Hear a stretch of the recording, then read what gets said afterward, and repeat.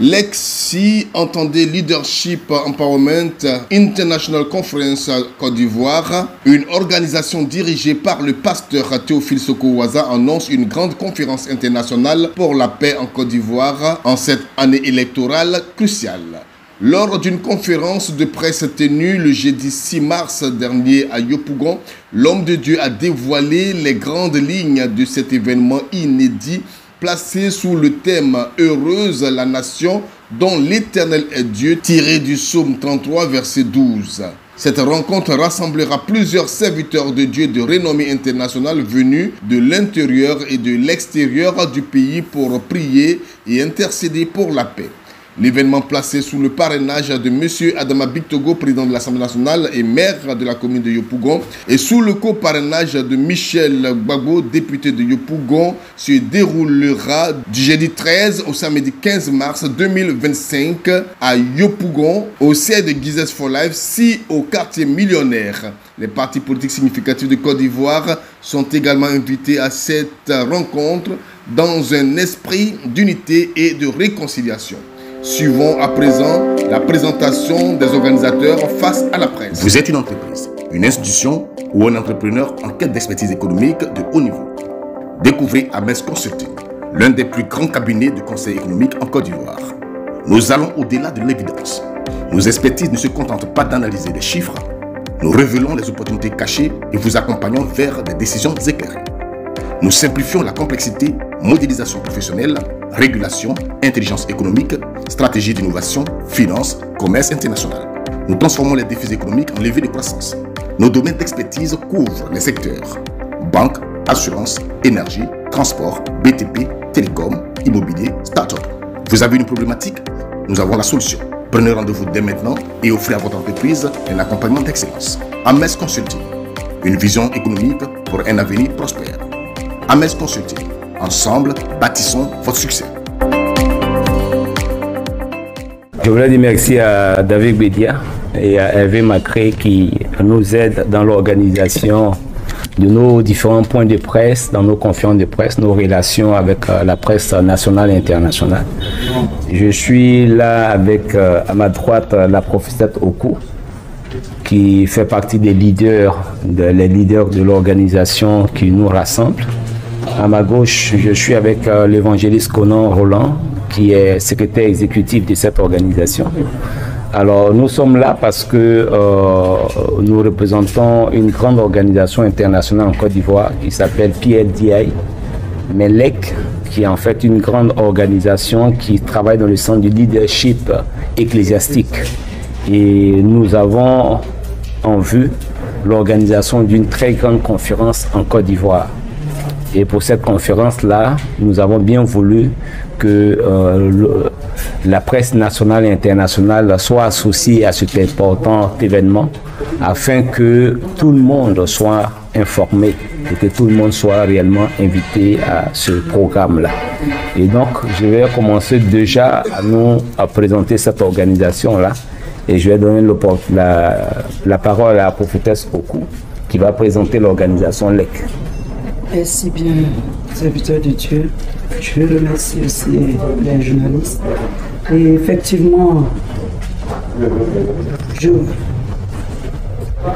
voulais présenter cet organisme qui est très important, qui est la conférence internationale sur l'autonomie du leadership. C'est une conférence qui va réunir plusieurs serviteurs de Dieu qui vont venir un peu des quatre coins du monde, des États-Unis, des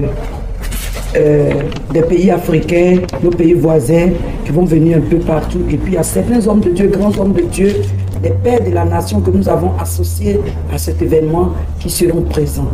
Et le but de cet événement, c'est de prier pour la nation. Dans un premier temps, prier aussi pour les autorités, prier pour l'économie de notre nation, car la Bible dit que notre paix dépend de la paix du pays où nous sommes. Voilà, donc c'est par rapport à tout cela que nous avons décidé, avec l'apport de tous nos pères, de pouvoir organiser cette conférence. Donc je vous remercie. Merci. Alors à la suite de la prophétesse, il faut dire que l'EC, PLDI LEC, c'est une organisation ecclésiastique internationale qui est présente dans 55 pays et sur 4 continents. Le siège international se trouve dans l'état d'Ogun au Nigeria, et en Côte d'Ivoire, l'EC est dirigé par le révérend Théophile Sokowaza, secondé par le révérend prophète David Kwasi, avec la prophétesse Oku Amadouat et toute une grande équipe. Alors, le but de cette organisation, c'est de développer le leadership ecclésiastique à travers les nations. Surtout développer le leadership ecclésiastique.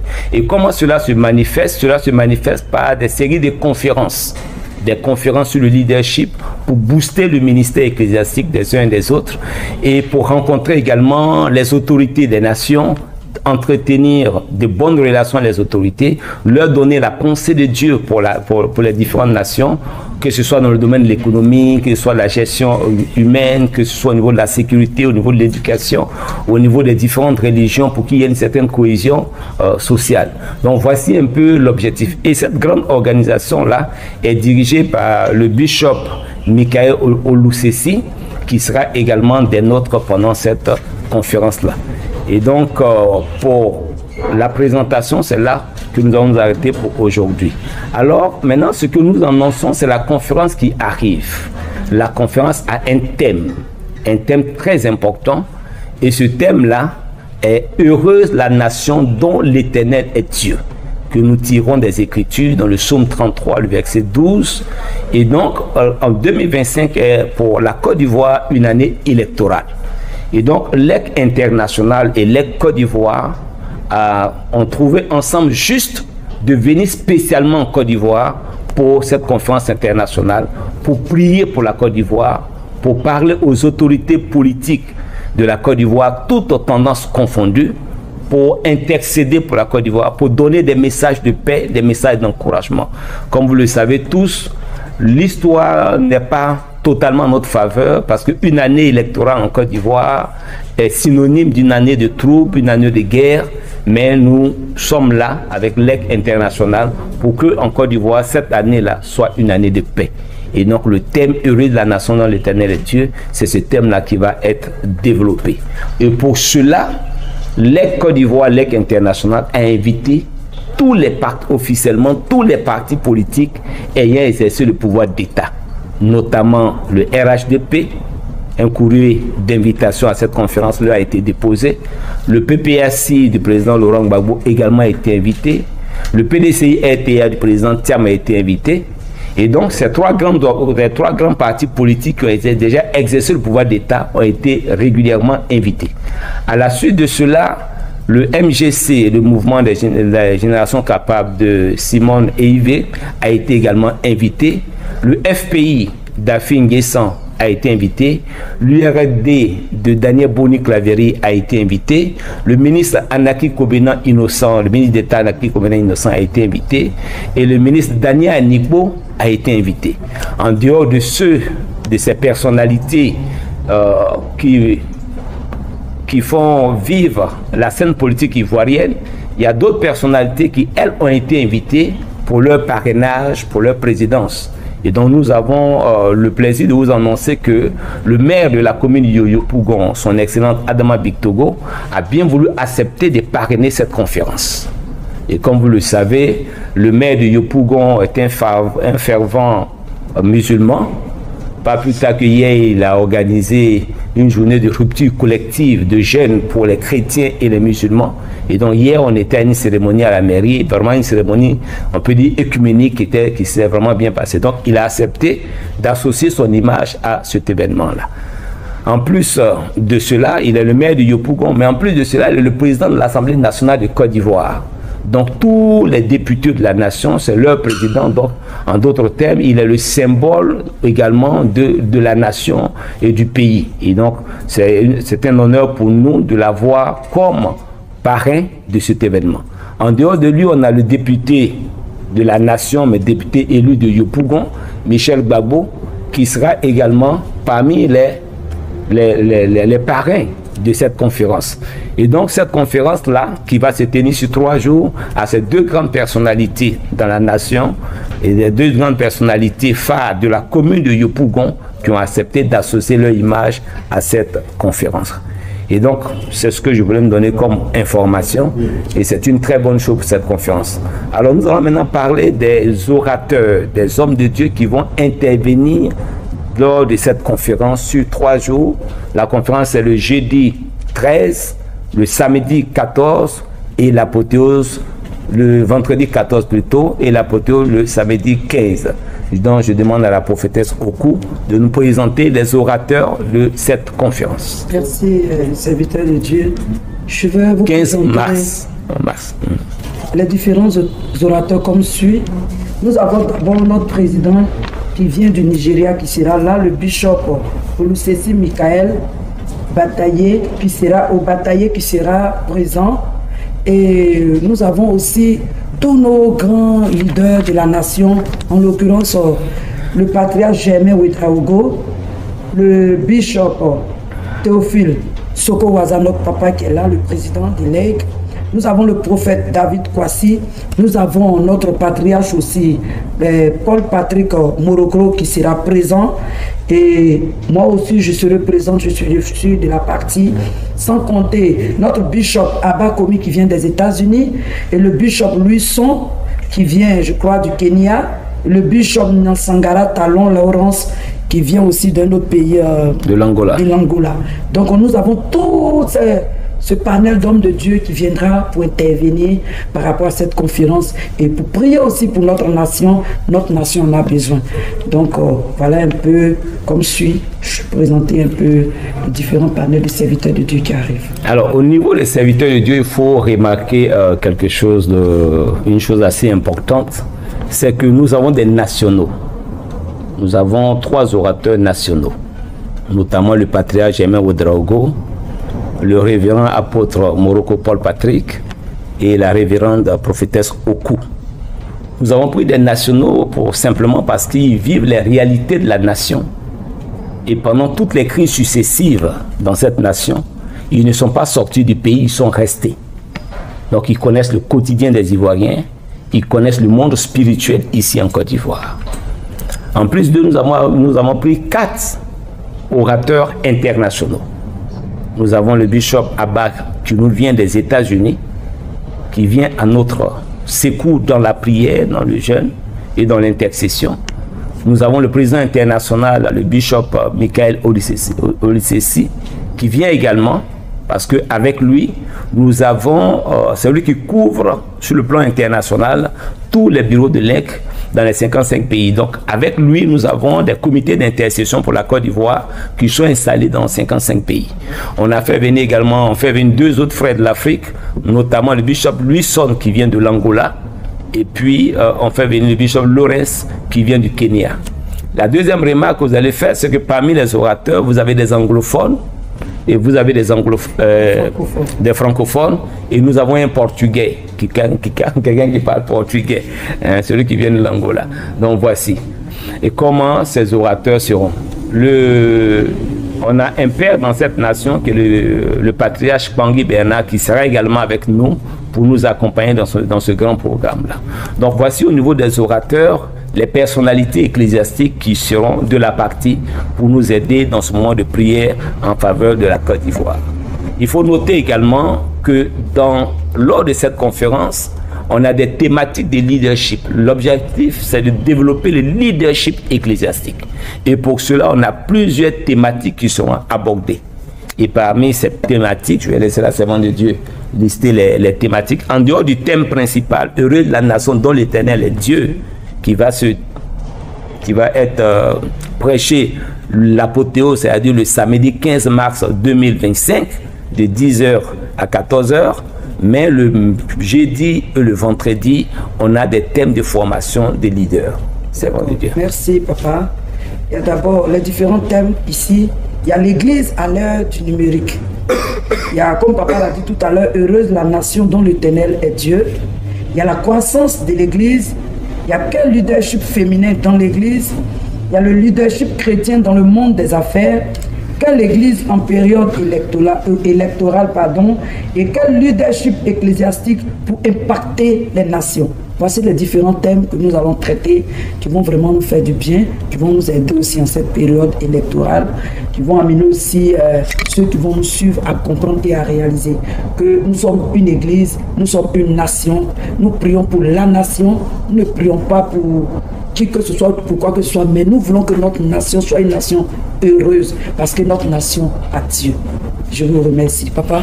Merci. Alors, vous allez remarquer que les thèmes qui ont été choisis, beaucoup de leaders dans nos différentes églises vivent dans ce que les anglo-saxons appellent le day by day. Il est toujours dans le même milieu, avec le même peuple de Dieu, mais la formation des leaders, c'est une formation qui n'est pas régulière. Pour ceux qui sont en entreprise, ils ont l'opportunité d'avoir des formations FDFP, le renforcement des capacités, développement des capacités. Et cette conférence-là, justement, elle est là pour que les hommes de Dieu établis sur des églises, les hommes de Dieu établis sur des ministères, puissent développer leurs capacités en dehors de ce qu'ils ont l'habitude de faire.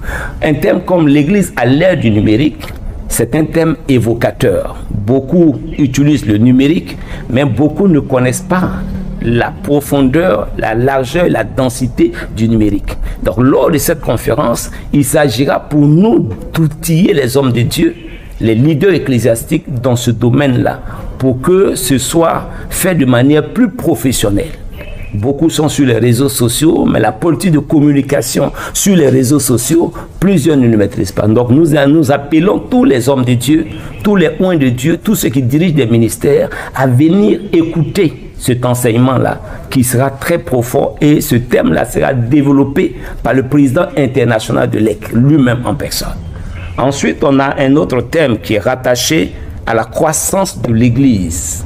Quand on parle de croissance de l'Église, on parle d'une croissance d'abord spirituelle, une croissance numérique, une croissance sociale, une croissance dans tous les domaines. Comme la Bible nous le dit en 3 Jean 2, bien-aimé, je souhaite que tu prospères à tout égard. Nous voulons, par cet enseignement que nous allons recevoir à cette conférence, que les uns et les autres sachent que la croissance n'est pas une vue de l'esprit, mais c'est un ensemble d'attitudes, de comportements, de techniques, de méthodes, de méthodologies, de processus qu'il faut mettre en place. Donc nous invitons également les hommes de Dieu, les oints de Dieu, à venir écouter cet enseignement-là, qui sera donné par un homme de Dieu qui nous vient de l'extérieur. Quel leadership féminin dans l'Église? On a l'habitude d'entendre le leadership féminin de part et d'autre. On enseigne là-dessus. Mais le leadership féminin dans l'Église ou le leadership féminin ecclésiastique a une connotation particulière. C'est vrai qu'on nous enseigne souvent dans les Bibles, on nous parle d'Esther, on nous parle de Déborah, mais aujourd'hui, à cette conférence-là, on aura un autre développement. Donc nous invitons toutes les servantes de Dieu qui dirigent des églises, tous les pasteurs, de faire venir leurs femmes leaders, les femmes responsables de leurs différentes communautés, pour qu'ils puissent percevoir la révélation profonde. Et celui qui vient donner cet enseignement, celle qui vient donner cet enseignement-là, bénéficie de plusieurs années de ministère. Donc ce thème-là est également évocateur. Nous parlons également du thème « Quelle église en période électorale ?» Nous avons vu dans notre pays, particulièrement en Côte d'Ivoire, comment en période électorale, les uns et les autres se laissent guider par leur sensibilité politique, par leur sensibilité personnelle. D'autres c'est leur ethnie, d'autres c'est leur région. Mais l'Église en tant que maison du Seigneur, en tant qu'épouse du Seigneur, elle a une ligne. Donc il est important que les hommes de Dieu, les oints de Dieu viennent pour ne pas que nous répétions les erreurs du passé. Quelle église en période électorale, quelle attitude, quel comportement, quel rôle l'église doit jouer en cette période électorale pour que la nation demeure toujours en paix. C'est l'église qui parle aux autorités, c'est l'église qui intercède, c'est l'église qui incline les cœurs. Donc il faut que nos leaders ecclésiastiques arrivent à cette conférence pour qu'ils soient instruits par des pères, par des patriarches de l'église, pour que les erreurs que nous avons eu à commettre dans les années antérieures, que nous ne commettions plus jamais ces mêmes erreurs. Je vais ensuite développer avec nous le dernier thème, quel leadership ecclésiastique pour impacter les nations. Impacter les nations, beaucoup d'hommes de Dieu veulent impacter les nations, mais il y a une méthodologie. Et donc, pendant cette conférence-là, cela sera fait. Et donc, j'invite tous les hommes de Dieu à le comprendre et à venir à cette conférence-là. Une chose importante, tous les participants à cette conférence, qui est en réalité une conférence d'enseignement, de formation, de fortification, d'édification, sortiront de cette conférence avec des certificats de formation. On ne peut pas déplacer des éminents oints de Dieu à travers le monde.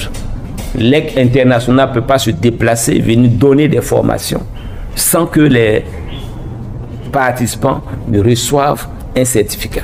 Donc nous annonçons à tout le corps de Christ, à tous les leaders ecclésiastiques, qu'à la suite de cette conférence, tous les participants auront un certificat international signé des mains du président international de l'EC Côte d'Ivoire. Nous voulons vraiment insister là-dessus. Une formation importante. On aura 2 orateurs, pour ne pas dire 2 panélistes, le jeudi 13 mars 2025, de 18h à 22h. Le vendredi 14 mars, on aura 3 panélistes. Et le samedi 15 mars, de 10h à 14h, on aura 2 panélistes. Et donc, voici tel que le programme va se dérouler. Et pour tous les membres de l'EC Côte d'Ivoire, qui ont déjà commencé la formation, ce sera une cérémonie de doctorat Harvard. Pour tous ceux qui ont déjà commencé la formation, c'est au cours de cette cérémonie que leur doctorat leur sera délivré devant la presse nationale et internationale. Donc voici ainsi présenté le contenu de cette conférence et nous pensons n'avoir rien omis. Nous avons un message à passer. 1. Au président de la République. 2. À tout le gouvernement. 3. À l'Assemblée nationale. 4. Aux autres leaders politiques dans la nation. Donc, à défaut d'avoir le président de la République lui-même, si nous avons le président de l'Assemblée nationale, nous pensons que par son canal, le message arrivera jusqu'au président de la République. Donc, le choix du maire de Yopougon n'est pas fortuit. Le choix du maire de Yopougon, parce qu'il est le maire de Yopougon, la commune où se tiendra la conférence. Et donc, il est tout à fait normal qu'en tant que le premier magistrat de la commune, qu'il soit le parrain de cette conférence. Nous avons la grâce de l'avoir également comme le président de l'Assemblée nationale. Donc, à l'hémicycle, il a toutes les sensibilités avec lui. Donc, il pourra faire passer également le message. En tant que 2e personnalité ou 3e personnalité de l'État, il pourra également donner le message de l'Église à toutes ces autorités. Alors, il faut préciser qu'une fois que nous sommes dans le milieu ecclésiastique, le manteau politique n'est pas à l'Église. Et pour ceux qui ont suivi ma carrière dans le milieu ecclésiastique, je ne fais jamais de politique à l'Église. Je ne prends jamais sur une thématique politique à l'Église. Donc Dieu m'a fait la grâce d'avoir cette capacité de pouvoir faire la distinction des différents manteaux que je porte. Donc je voulais déjà vous rassurer là-dessus. Deuxièmement, je voulais vous dire également que le député Michel Gbagbo, qui est PPAC, est parmi les parrains. On a la grâce de se retrouver tous dans le même conseil municipal.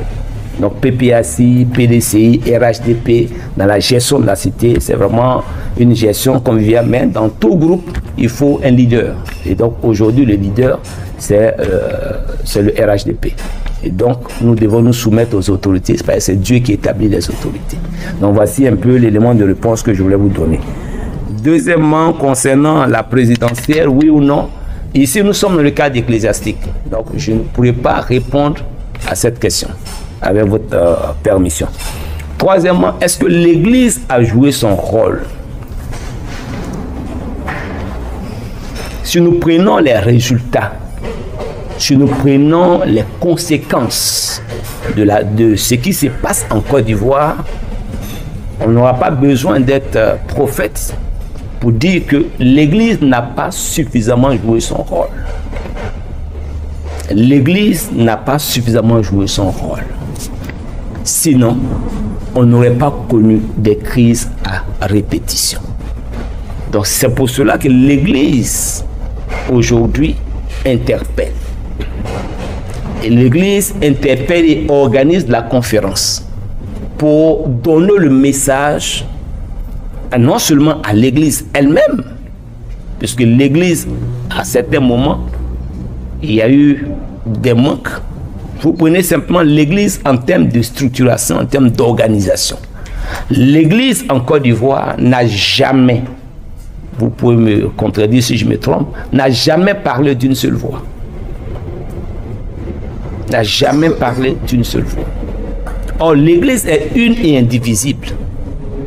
Et donc, c'est un message que nous lançons également à nos pères. Parce que nous sommes des générations derrière. On a nos patriarches qui sont là. Et donc, quand l'Église n'arrive pas à parler d'une seule voix, c'est que l'Église doit se revoir. Donc, l'Église, pour ma part, n'a pas joué son rôle. Et raison pour laquelle cette conférence sera une tribune pour nous, pour lancer l'appel à l'Église et demander à l'Église de jouer son rôle et de parler d'une seule et même voix. Et nous sommes certains que si l'Église parle d'une seule voix, avec la puissance de la prière, la puissance de l'intercession, la voix de l'Église sera entendue. Vous voyez, la Bible déclare en Proverbe chapitre 21 que le cœur du roi est comme un courant d'eau entre les mains de l'Éternel. Tantôt l'Éternel l'incline à gauche, tantôt l'Éternel l'incline à droite.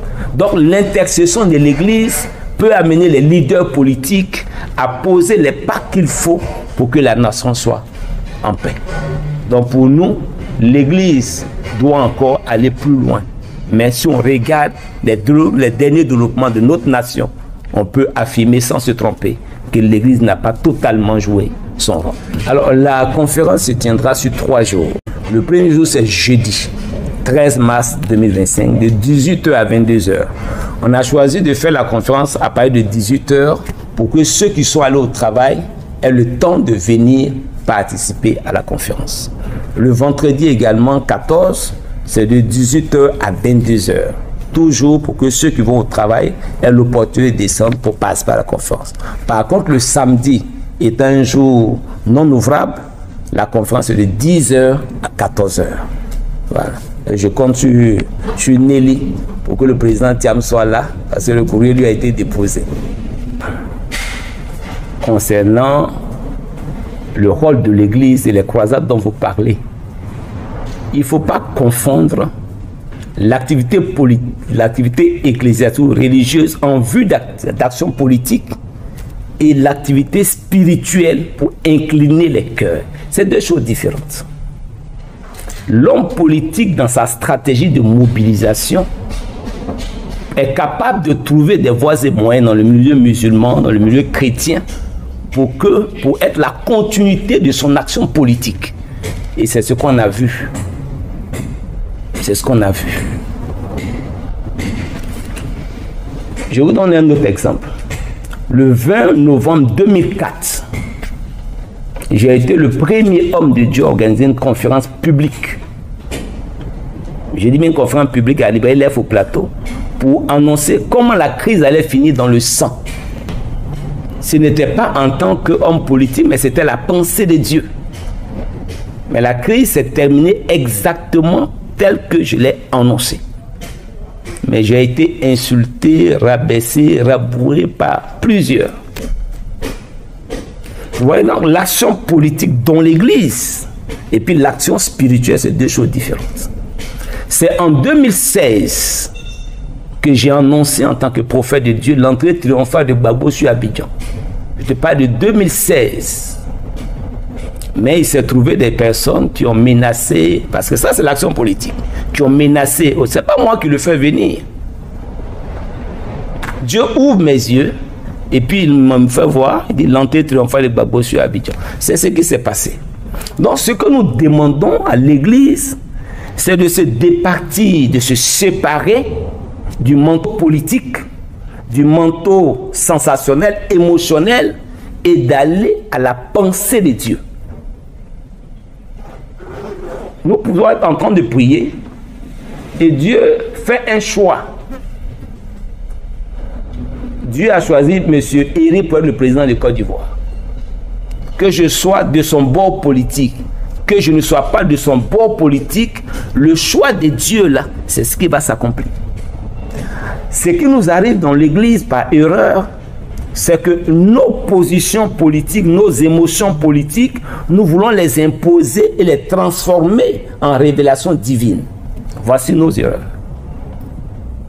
Donc il faut faire attention. Et j'ai déjà l'opportunité de faire une conférence là-dessus. L'opportunité de faire une conférence. Personne n'est établi sur une nation sans le choix de Dieu.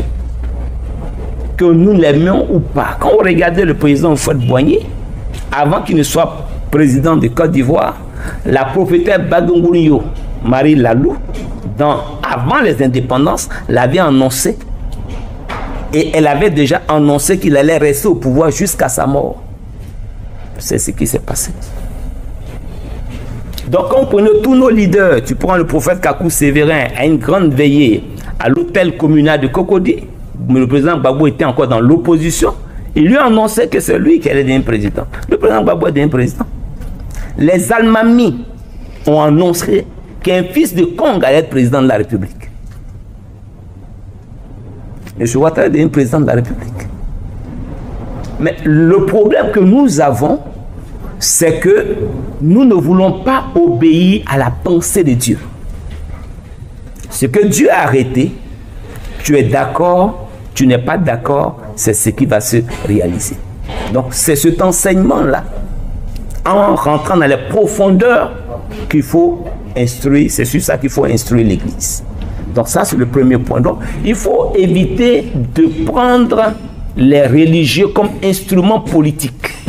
Et ça c'est ce que nous avons vécu dans notre nation à plusieurs reprises. Et nous ne sommes pas la seule nation d'ailleurs. Concernant la question de l'unité, l'unité de l'Église est un processus. Vous prenez un grand pays comme les États-Unis, vous avez plusieurs États qui ont leurs particularités, mais il y a un État fédéral. Donc dans l'Église, il y a plusieurs sensibilités. Et donc le fait déjà d'être regroupé en sensibilité, c'est une excellente chose. Il faut maintenant aller à la deuxième, troisième phase pour que ces différentes sensibilités se retrouvent dans un seul canevas avec un seul leadership. De telle sorte que l'organisation est totalement parfaite. Au niveau de la révélation, vous savez, c'est un domaine qui est tellement sensible. Dieu qui est souverain vous donne une pensée.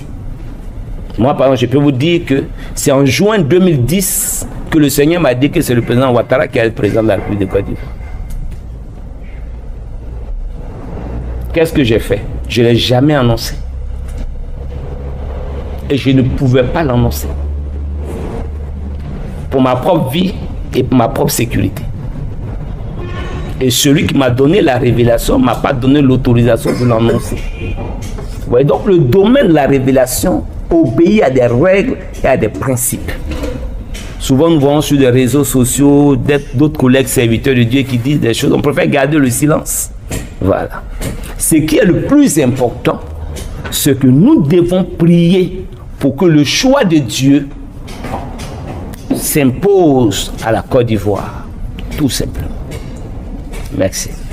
Alors, je voudrais juste lancer un appel à tout le corps de Christ, à toutes les personnes qui nous suivent, comme nous l'avons dit tout à l'heure, l'unité, quel que soit ton bord, que ce soit politique, que ce soit religieux, nous invitons tout le monde à venir participer à cette conférence pour qu'ensemble nous prions pour notre nation, nous prions pour nos autorités et qu'ensemble aussi nous écoutions les différents thèmes qui vont être traités ici, qui vont vraiment nous faire du bien. Tout n'est pas seulement que spirituel, comme papa l'a dit tout à l'heure. Nous sommes à l'ère du numérique. Donc, quelle que soit ton onction, si tu n'arrives pas à te mettre à jour, comme on le dit, il va être difficile pour toi d'évoluer aussi dans la société. Donc, nous avons besoin de toutes les personnes, les couches sociales, tout le monde à venir prendre part à cette conférence. Aussi, nous avons besoin de leur soutien, de leur présence, de leur encouragement. Nous ne sommes pas là, comme papa l'a dit tout à l'heure, nous ne sommes pas dans les émotions, nous ne sommes pas pour faire la politique, mais nous sommes là pour prier pour notre nation, parce que notre paix dépend aussi de la paix de notre nation. Voici mon mot de fin. Je vous remercie. Les autorités. Ce sont eux qui sont les premiers instruments que le Seigneur utilise pour apporter la paix, la prospérité dans une nation. Nous avons invité les partis politiques qui ont exercé le pouvoir d'État. Et non, nous leur demandons de prendre les dispositions nécessaires pour être là. En dehors de nous, avons invité plusieurs autres personnalités. C'est maintenant qu'il faut venir prier pour la Côte d'Ivoire. C'est maintenant qu'il faut venir entendre la pensée de Dieu. C'est maintenant et qu'il faut le faire. Et donc nous invitons tous les leaders ecclésiastiques, les hommes de Dieu, les femmes de Dieu, quelle que soit leur sensibilité, de venir à cette conférence de formation de leadership pour développer également leurs capacités. Nous disons merci à nos amis de la presse et nous savons que vous avez déjà fait le grand maximum. Merci beaucoup. Merci.